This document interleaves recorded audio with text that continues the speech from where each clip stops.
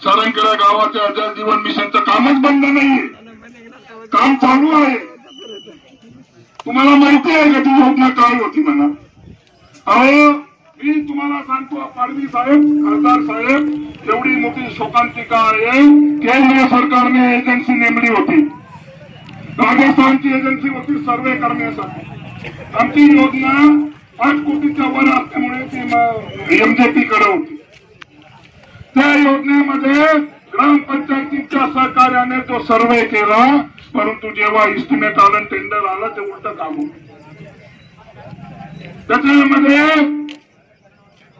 पूर्ण उलट करून ठेवलं होतं। गावकऱ्यांनी त्याला विरोध केला। त्याप्रमाणे जर आम्ही काम केलं असतं तर सारंगखेड्यासारख्या गावाला प्यायला पाणी मिळालं नव्हतं। तुम्ही कधी मिटिंग मध्ये याची दखल घेतली का? खासदार माझी आणि काही आरोप करायचे, तुम्हाला माहितीच नाही काय चाललेलं आहे। फक्त पैसा यायचा आणि मोजायचा, त्याच्यामध्ये तुमचा वेळ जातोय।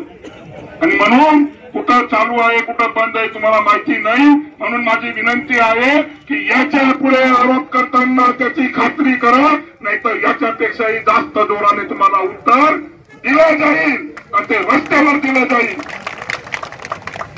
खोटे नाटे आरोप करून दिशाभूल करायची नाही। जनता मालक आहे, तुम्ही काय मालक नाहीये। या जनतेने जेडपीच्या सदस्यांना निवडून दिलं आणि त्या जेडपीच्या सदस्यांनी तुम्हाला अध्यक्ष बनवलं, जेडपीची सत्ता दिली आहे। तुम्ही काय ती वरून नाही घेऊन आले। आणि म्हणून तुम्हाला इथं जनतेचे प्रश्न सोडवायचे आहेत, तुम्हाला इथं सर्व काम करायचं आहे। मी इथं एकच सांगतो साहेब, तुम्ही अधिवेशनामध्ये हा प्रश्न उपस्थित करा। माननीय खासदार साहेब, प्रशासकीय मान्यता माझ्या अगोदरच्या लोकांनी, तो शासकीय कागद आहे, तो बाहेर येऊ शकत नाही। सरपंच तुमच्या गावाचे प्रमा असेल तर तुम्ही त्याच्या विरुद्ध एखाद्या ठेकेदाराविरुद्ध गुन्हा दाखल करू शकता। यांनी काय केलंय? एका ठेकेदाराला प्रशासकीय मान्यता वाटली साहेब कार्यक्रम घेऊन, त्याच्याकडनं 10% घेतलं। रस्त्यावर दुसरा भेटला तो म्हणे मी 15 देतो, त्याला पण दुसरे पाऊस। पुढे गेले, तिसरा भेटला 20% देतो, त्यालाही देऊन दिले।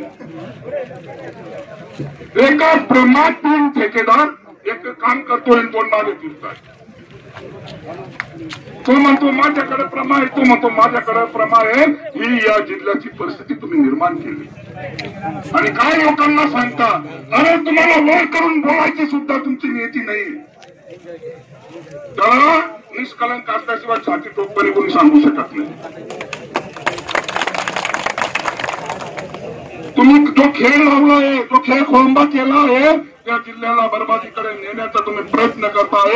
या मायबाप जनतेला माझी कळकळीची विनंती आहे की तुम्ही आपल्याला 3 महिने लढाई लढायची आहे आणि यांना इथं जर थांबवायचं आहे, नाहीतर आपण विकासापासून 10-20 वर्ष मागे चालले।